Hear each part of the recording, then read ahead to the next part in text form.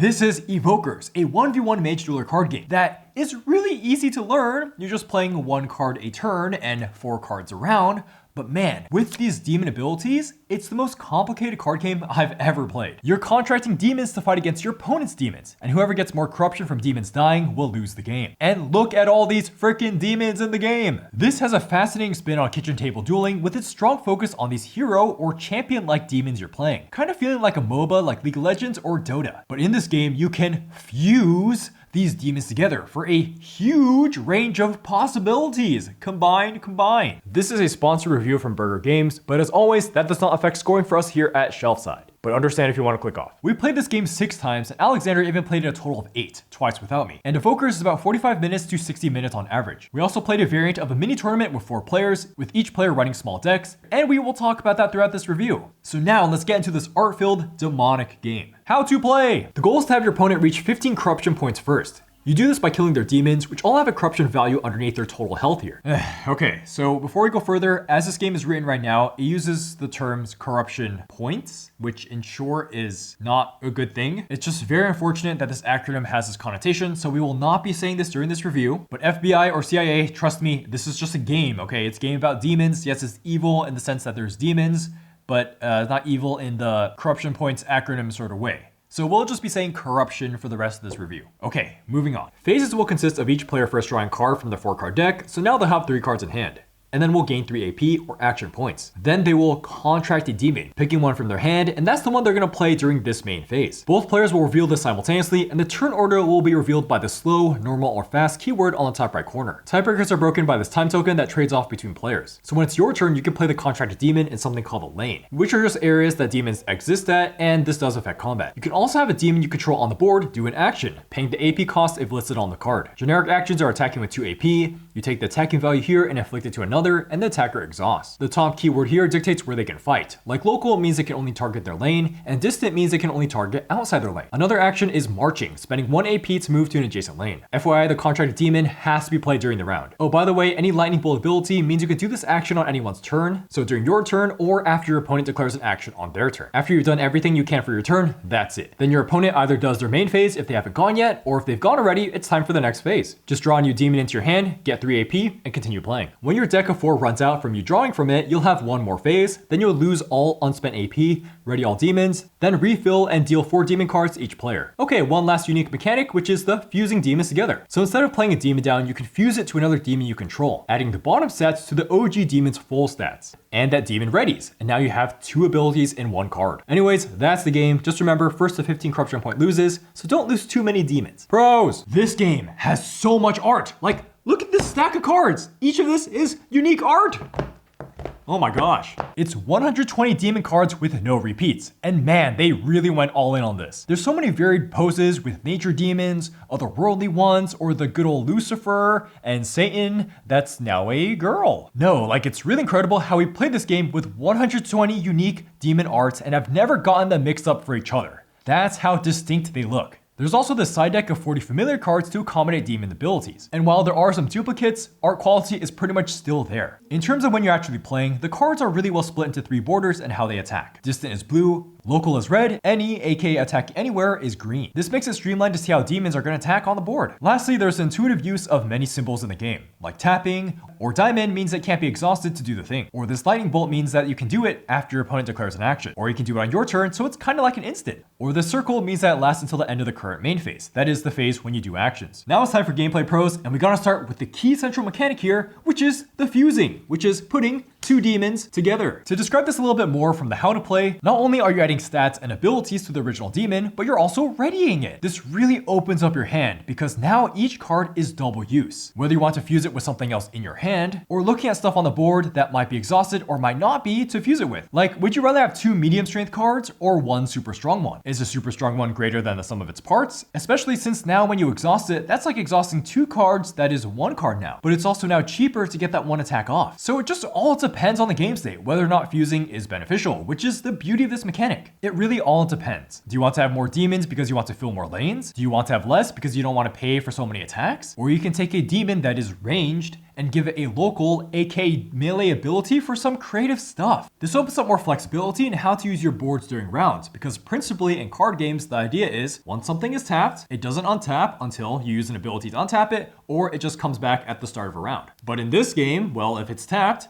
no worries. You can just choose to untap it, and you also buffed it at the same time. So yes, even though you only have 4 cards you're playing in total throughout a round, and your hand is only ever 3 cards, the decisions on how to use it is a lot more than it may initially sound. Let's look at a simple example with some health manipulation. Glaza La Bolas gets 1 more attack for every 2 damage on them. We'll fuse in a way so you can intentionally damage him, and you'll have more health so you can damage him more. Or speaking of health, what about Seer, who can deal damage to himself and a target enemy? But then when any other demon dies, this guy heals up. Well, he only has 9 health, but if you fuse with him, he could have so much total health to give him lots of a buffer until something dies, then he heals back to full. Or Duban, who is a really simple demon, who hits for 4 damage, which is above average, and 1 corruption for 6 health, which is quite good. But he has 5 armor, so it's really hard to hit him. However, maybe you just want to equip him to something else you have, because even if you're not getting additional health, well, why wouldn't you want 5 more armor on your favorite demon? Or look at Scorpio, this guy that is so strong he can only fuse with a local ranged demon, giving him +1 AP cost on all actions,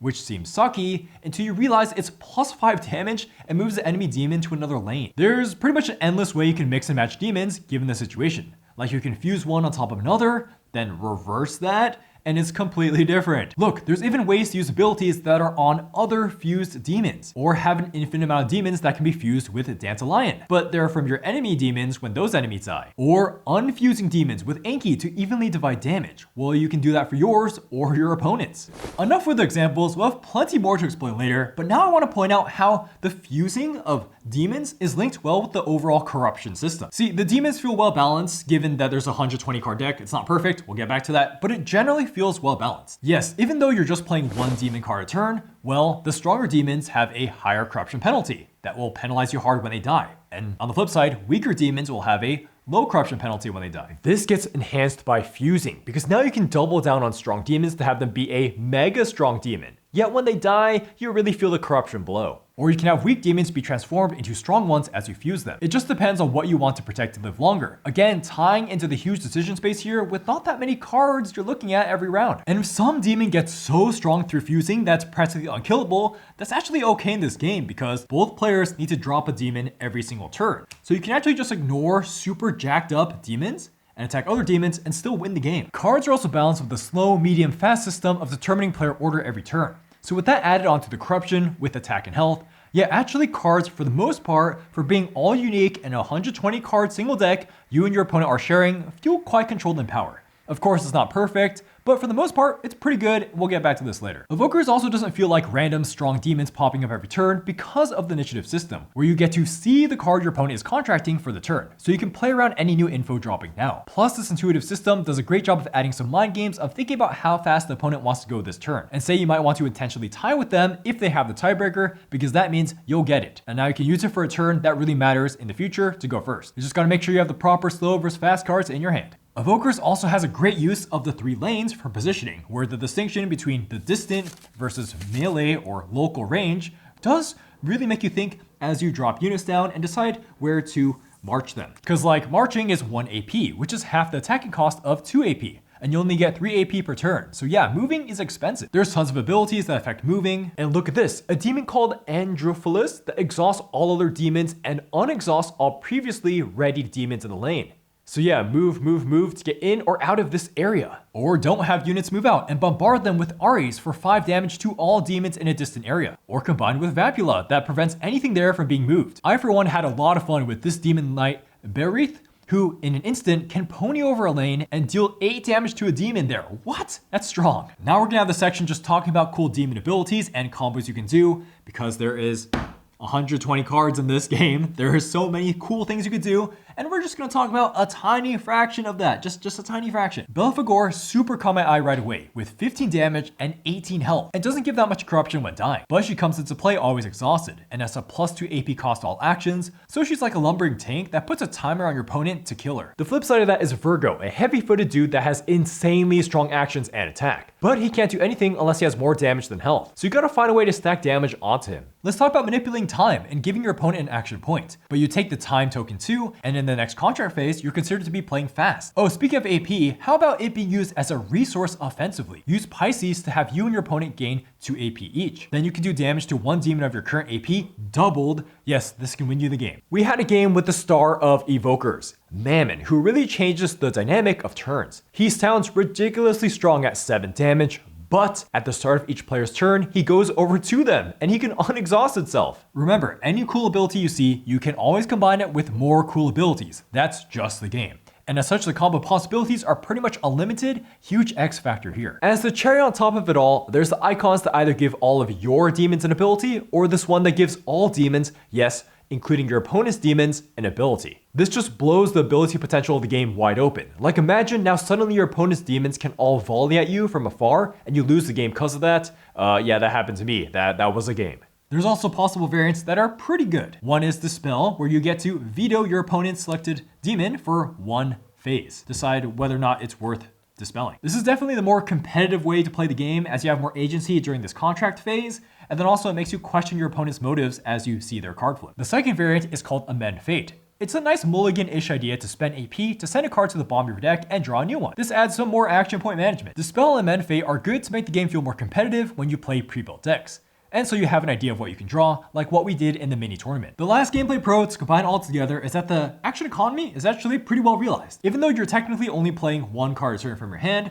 after the first 1 or 2 turns, you're gonna have a lot of demons on the board, and as such, allocating your action points to them is tricky. Action points carry over every single turn too, and then get discarded at the end of a round. So you're frequently stuck between thinking about using the action points to get use out of your demons before they die or get displaced. But then do you attack or do you use their ability? And many will trigger on your opponent's start of turn or after an action they do to give you a huge realm of possibilities. Combine this with a couple of demons that interact with stacked action points as a type of resource or that delete your opponent's action points and you're off to the races. Then this whole system actually meets the theme quite well. You died, so you're probably in hell. And our evokers that are contracting evil demons, which are all strong, they don't really hurt you in the short term, but when they die, and then you get corrupted like the naughty satanic worshiper you are. The final pro to wrap this all up is super clear if you've been paying attention, which is the insane, and I mean insane replayability in this game. Every game we played felt completely different with, again, 120 demons to choose from that are all combining in their own ways. If you want wildly emergent game states, Evokers is 100% up your alley. Honestly, you could probably keep playing this game dozens of times and rarely see the same demons fused with each other in the same way. And even if so, the rest of the board will be vastly different. Though we were thinking, is so much open-endedness from drawing from 120 cards necessarily a good thing? Is this all too broad of what can happen, even though the mechanics are tight? And that gets us to cons. Okay, first and foremost, let's get the elephant out of the room again. Corruption points is a terrible phrase to be short-handed. So bad. I'm sorry, that's just the world we live in. I'm so sorry, FBI. This is a game. This is just a card game. There's nothing very weird about it. They use the term corruption value. Don't use corruption points. Corruption value, that would stand for short CV, not C. Okay, so for component cons, yes, it's kind of hard to see the numbers on some of the cards for the corruption value, but they did say this was going to be white in the real game, so not a big deal. Oh, and then these familiar cards need to look more distinct, like as in they are familiars on the front side.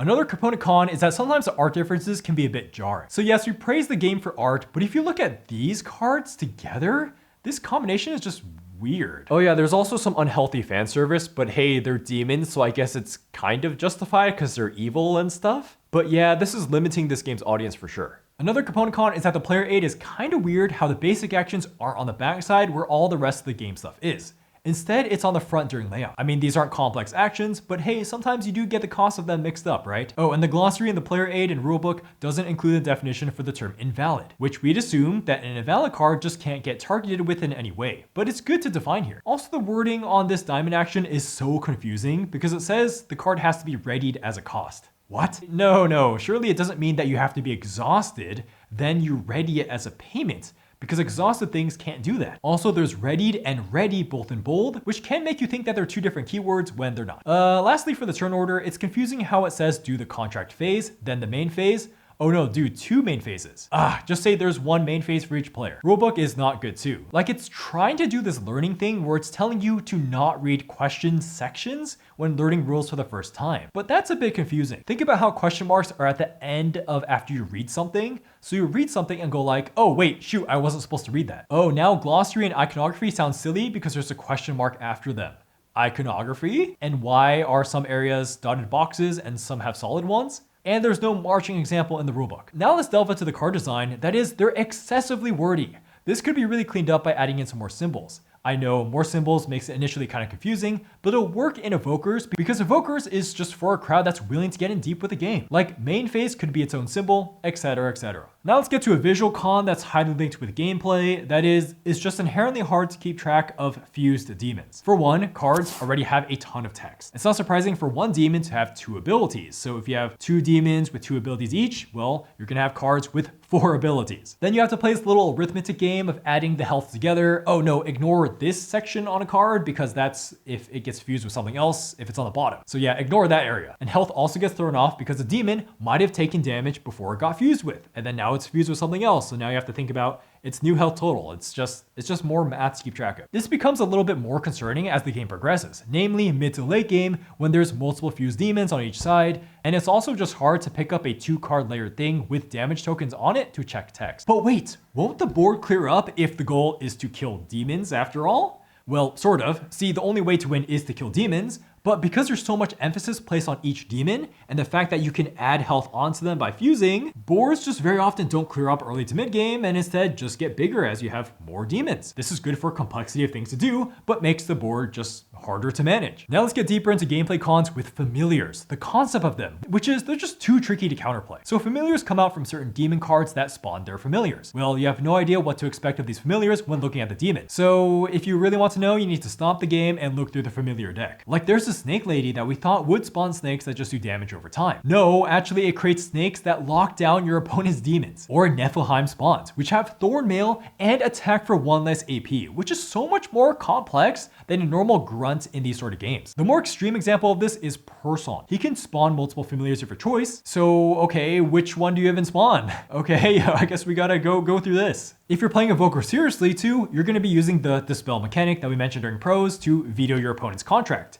And when they're flipping over a card that spawns familiars, well, vetoing that just becomes hard to do. I mean, eventually when you have the game all memorized, then this won't be a problem. But again, there's a 120 card deck. So that's adding this unnecessary barrier to entry right now. We'll talk about this game's packaging a bit later, because now we gotta talk about the length. This game is definitely about 45 to 60 minutes on average, but man, there's some pretty big variance in time, as in we had a 10-minute game and then multiple games that are 90 minutes. This is because fast victories happen when strong fused things die.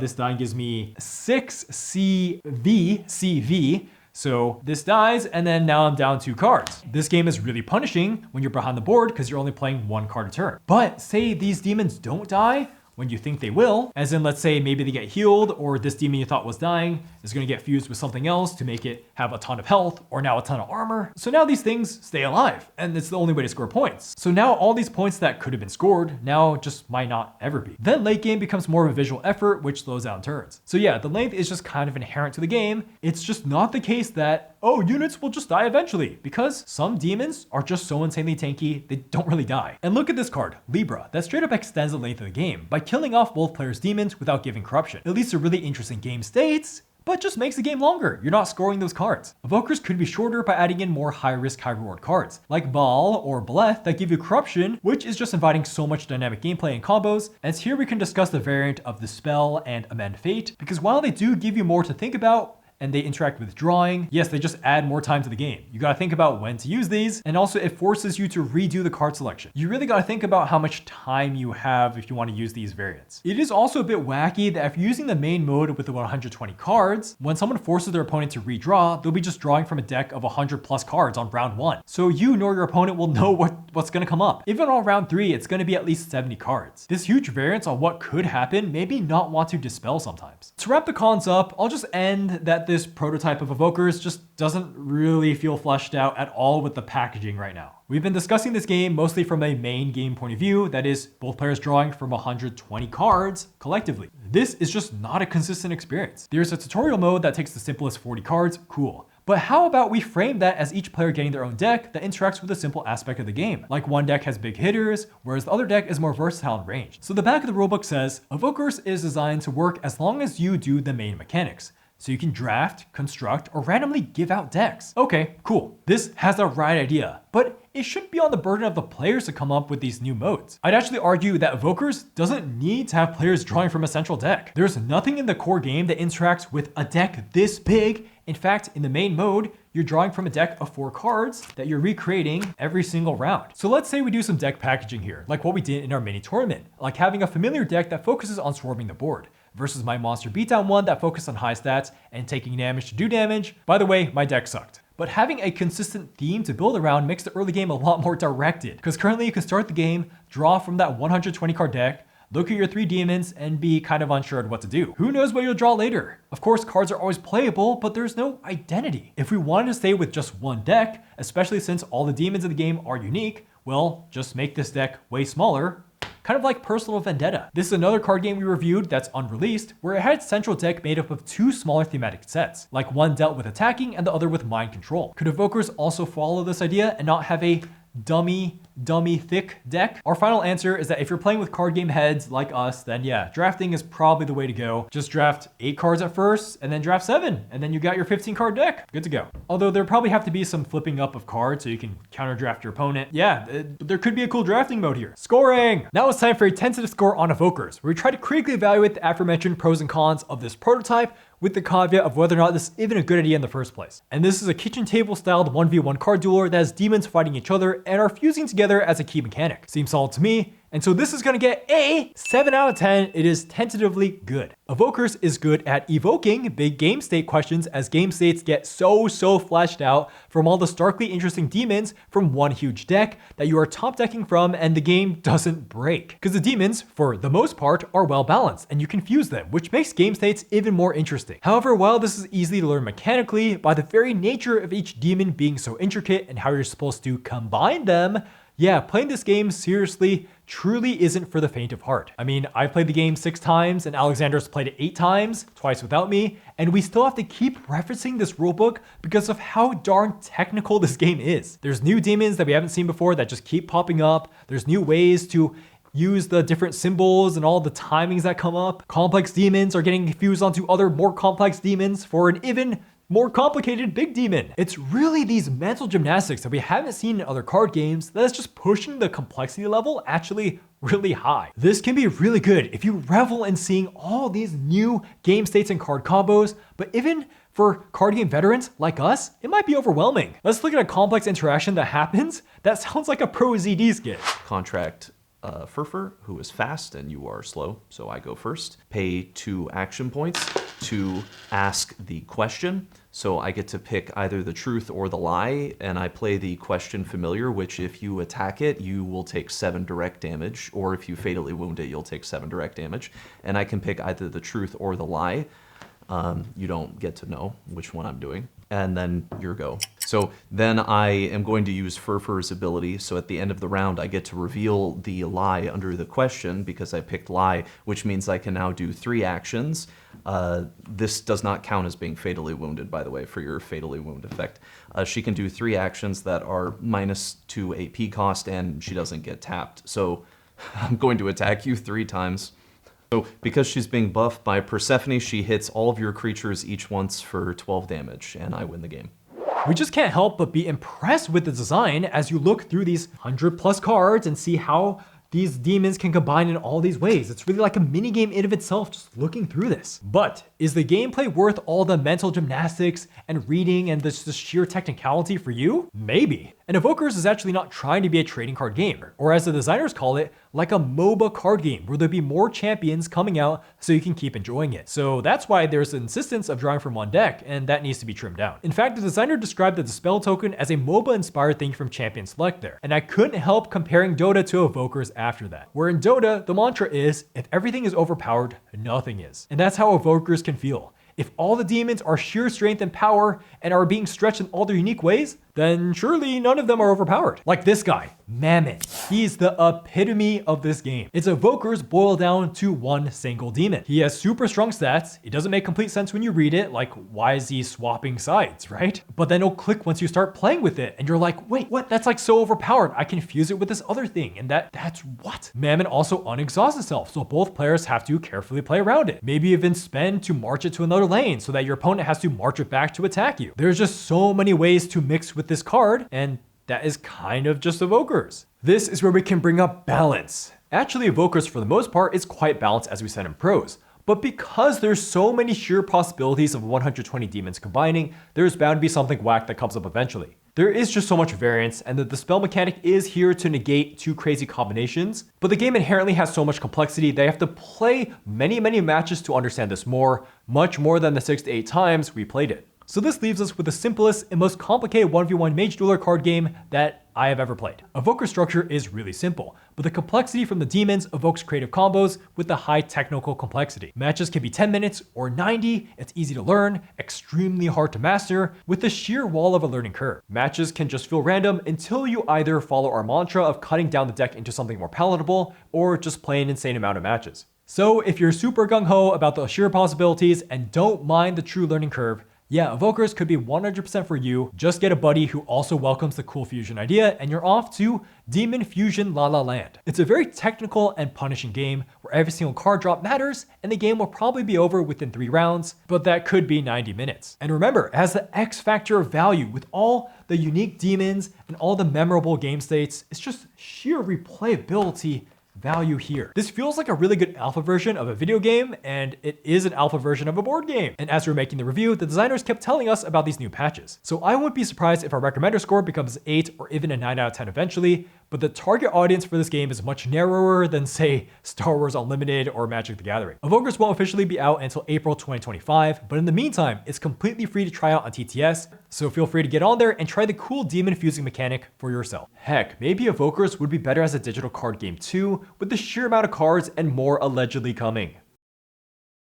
My personal score for Evokers is gonna be a 6 out of 10. I have an above average time with it. I really want to give this game a 7 out of 10 for enjoyment. I really do. But I think the cincher of this game, often taking over an hour, just really closed the door on that for me. Okay, so let's first start with my specific enjoyment. I really like the art for the most part. It's memorable, it's engaging, things that are really important to me in a card game, and if the art didn't look this good, I'd probably drop my score by like 2 points or so. That's how much the art matters in a card game experience where you're constantly looking at these guys. The fiddliness in this game also feels extremely low because it's just playing 1 card a turn and getting some AP counters. It just leaves my mind free to constantly turn out all the possibilities of fusing demons, and let me tell you, that's a constant unending puzzle that I could just pick up cards and theorycraft for fun. Then I like how each round is structured in general, where the feeling of increasing action points if you hoard them makes rounds feel climatic as they go on, always making me curious about attacking now, or marching, or just saving them. I do find myself a little bit guilty of saving too much AP for the end of the round to launch a huge attack, which I get counterplayed on. Essentially, yeah, Evokers has good mechanics and is crunchy. I like the head-to-head unique gameplay in wiping out demons. Every turn feels interesting with determining turn order. I like the tiebreaker system. It's just mechanically enjoyable as a system. But from there, I do have a lot of personal gripes, and it mostly has to do with how the demons were created. Evokers just ends up being too complex for a kitchen dueler for me. There's just a lot of brain burn from all the reading you have to constantly do. For stuff in my hand, yeah, it's manageable, but you have to worry about your opponents, how their demons are after merging, or if they're going to merge with it, how much health is going to be after that, or if you're playing with dispelling, how likely are you to dispel their placement, and then you have to read it and then compare it to their game state. Once there's multiple fused demons on the board, for me and my opponent, I just get mentally exhausted. It's just too much. Like I distinctly remember one game, like our tentative score example, Alexander just whipped out Furfur, and I looked at the card, I'm like, dude, this is just so insane. Okay, whatever. I'll just let you do the thing. We'll just go along with it, see what happens. That's just probably more fun because at this point, it's just too much reading. But then that's also the weird thing, is that the incentives to just play for fun and see what happens are high because should I be taking this more casually with a 120 card deck? As such, in the future when I play Evokers, I'm only going to be playing via drafting, because I need an identity of a deck and reoccurring demons to entrench myself into so I can focus more on countering my opponent. Another problem I have with this is for how long the game can be. With the huge variety of abilities and art style, loaded with the technical language everywhere, it just makes me forget that I'm playing demons. It just feels like monster mashup, where there's so much complexity, it just all muddies in my brain in late game. Like I'm comparing this to other trading card games where there's multiple copies of cards and decks. Or swarming the board involves tokens. That creates a much more fun dynamic for the board instead of, oh yeah, everything is insanely strong, but you are too. Probably why I never clicked with Yu-Gi-Oh! Past 2014 much, and as well as why I never got into Dota. Oh yeah, MOBAs. Yeah, I know this game is inspired by Champion Select, so I can bring up a little bit of my League of Legends experience here. Okay, let's just say Champion Select doesn't really make sense in games unless you play the game a lot. I haven't even gotten close to understanding Champion Select in Evokers because I've only played it 8 times. Usually play MOBAs like dozens and dozens and dozens of times with friends with comms explaining you the game. I'm better than you are at the game. You suck. But then Evokers is like Champion Select, where champions are moving around. Doesn't happen in Champion Select. And also they're fusing with each other. Like, wow, complexity. Oh yeah, and then hand management. While it's technically nuanced, it feels a bit stagnant sometimes because you're not drawing or discarding cards much. It's the nature of the game, but I have had games where it feels like I'm top decking and I personally wish there's more movement with hands of cards. Cause you know, this is a card game, let's get some hand economy ideas. My overall enjoyment curve for Evokers playing the main version with drawing from a 120 card deck is that the beginning is just, it's okay. There's not really much flavor or direction for me to go under unless I'm playing with the pre-built deck, of course. Then the middle is cool as we see the fused demons come out. That's fun. We're reveling in this system. It's cool. And then the mid to late game is just a nightmare. It's just absolute too much going on. There's just stacking complexity, and then I just tend to misplay, and then I just lose usually. But man, that one mid-game win that I got, it should look more like this actually. Yeah, that one mid-game win I got, that was really fun. I would say that was easily an 8 out of 10 for me. So I personally just need something less complicated if the game is gonna be like this. That's just for me. That's just me. Oh yeah, thank you to our patrons and also our Mad Lads of Cardboard. Okay, remember to like, comment, subscribe. Let me know what you think of a game like this. And also, if you've tried it or games like it. Anyways, bye-bye.